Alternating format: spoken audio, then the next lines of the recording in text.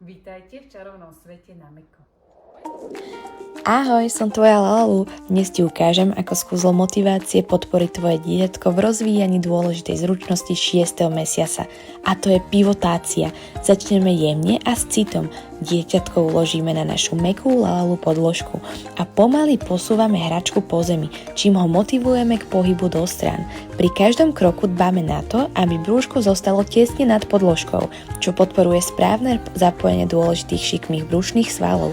Pamätaj, že prvé pohyby by mali byť do stran, nie vpred. Týmto spôsobom vytvoríme pevný základ pre ďalší motorický vývoj. Pivotáciu precvičujeme na obe strany, pomaly a plynulo, každý s ohľadom na potreby dieťatka, a keď už ovládame pivotáciu, môžeme s láskou a trpezlivosťou motivovať naše malé poklady k ďalšiemu kroku, a to je k šikmému sadu.